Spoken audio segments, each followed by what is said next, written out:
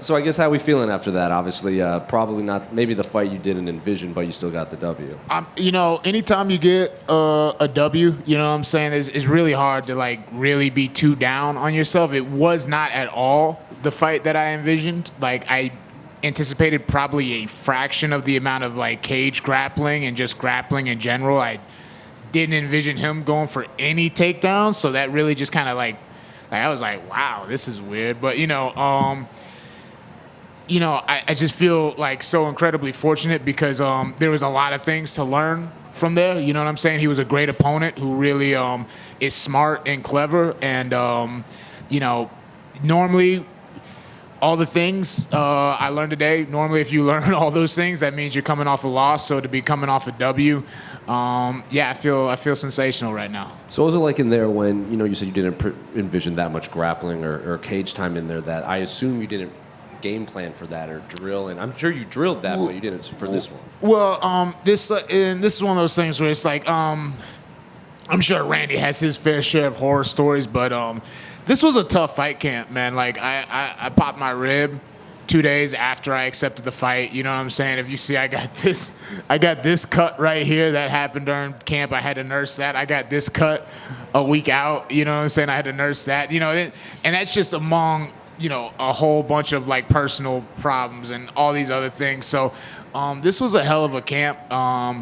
And ironically, with the injuries, I try to stay away from grappling as much as possible because that's how you re-aggravate those things. And I was like, thank goodness Randy's not going to try to grapple with me. I was like, thank God this is going to be a striking fight. You know what I mean? And then we're in there. Second round, I'm like, I don't think this is the striking match I thought it was going to be. So, fortunately, I have a great team. We're prepared for all those things regardless. You know what I'm saying?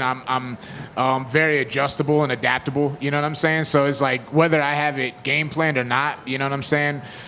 Listen, we got 15 minutes to figure it out. And in those 15 minutes, I'm gonna make whatever adjustment I need to. So the issues in camp and the personal stuff that you were happening, is that what kind of led to maybe the weight miss? It wasn't the best camp and everything?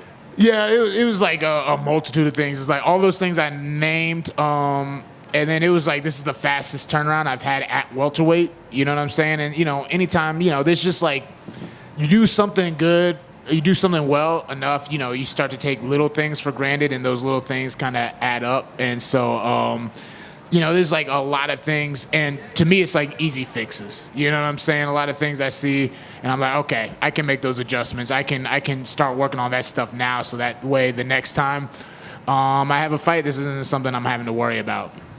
At weigh-ins, we saw you do the flare strut out there. This is now the second post-fight interview where you're kind of going back and forth with the crowd. I'm sure you didn't expect it to happen in America. I didn't expect it to happen, but I get it. The fight wasn't what, because people were talking about it like it was going to be fight of the night. So I was talking, I wasn't even thinking about it. They started booing. I was like, here too? I was like, that's crazy. But yeah, you know what I'm saying? I'm having fun with it. You know what I'm saying? I love the fans. Are you going to steer into this heel role, maybe? The more they boo, the more of a heel I'll be, baby. You know what I'm saying? If y'all want to see me say some crazy stuff, just keep on booing me. You know what I mean? And just last one for me. I'm sure you want to heal up. Are you going to try to get a little more time off between fights now just to get everything sorted? Man, I'm here for a good time, not a long time. You feel me? So, it's like we're going to get back. I'm going to take a little bit of time. I really miss my babies. You know what I'm saying? That's it. I want to give a quick shout out to, of course, Caitlin, the mother of my children. You know what I'm saying? She's a great mom. She does her best. I want to give a shout out to my mom, you know what I'm saying, Lynette Battle.